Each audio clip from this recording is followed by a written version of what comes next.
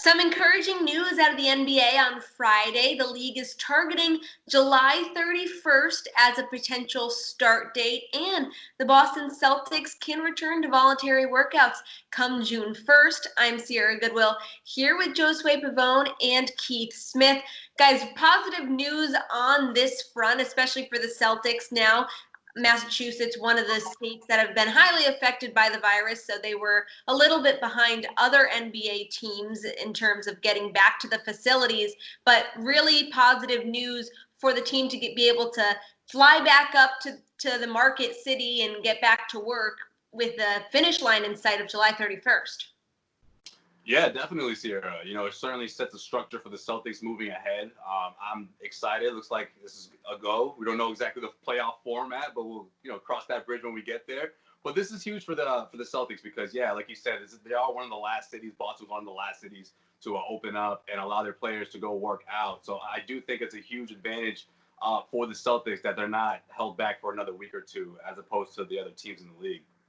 Yeah, that's absolutely spot on. Danny Ainge had openly come out and said we need to get back in the gym, and he was really frustrated. That's the last couple of public comments he's made. He's mentioned that, so it's great for them to get back in the gym and get a little bit on even playing field. I don't think they've missed all that much. These are light shoot around workouts and those kind of things. It's nothing overly serious. There's nothing team related with that. But yeah, as far as the season coming back, I'm excited. July 31st is my birthday, so this is a fantastic present for me. I can't wait. That's awesome. And new information about what a return could look like. If the NBA resumes play with a 22-team regular season format, teams will likely play 8 games each. Then a play-in tournament would take place for the 8th seed in each conference. Plans aren't finalized yet, but as of now, it appears conferences would stay in place. Do you guys like the idea of kind of finishing up the regular season in a shortened, condensed version to figure out playoff seeding? Yeah, I think that's really important. I think for no other reason than to get the players on the better playoff teams in really, game action, game shape, ready to go. I think that's going to be huge. And there's been a lot of discussion about, why these teams, why 22, and they're roughly setting it at teams that historically could have, if they made an incredible run with, several games left, that could have maybe made the playoffs. And it's a revenue producer. It's going to bring more games into those markets, which bring more money into those leagues, into the league as a whole, which then helps everybody. So that seems to be where they're settling. I don't know that it's going to be 22. It might only end up being 20, but it's definitely going to be 20 or 22 from all reports now. Yeah, to me, I think this is the NBA's way of saying, you know what, every team that had a fighting chance is going to get that chance still. So there won't be any teams complaining about that.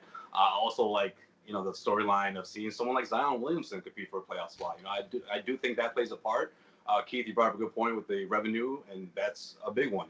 That's a name that people are excited to see play, whether he makes the playoffs or not. If he does make the playoffs, even better. So I do think this is everything with the players involved in terms of how this thing unfolds. I think this is a really, really huge breakthrough for the league, and I can't wait to see it all unfold. And the NHL kind of beat the NBA to the punch in terms of rolling out an official plan, but they did get a little bit of backlash for their format in terms of the top 4 seeds from each conference having to play a round-robin style tournament just to determine the seedings, when mathematically the Boston Bruins would be the number 1 seed no matter what happened the rest of the way. So I do think that this format is probably more fair, especially like you said, Keith, for the locks that are heading into the playoffs.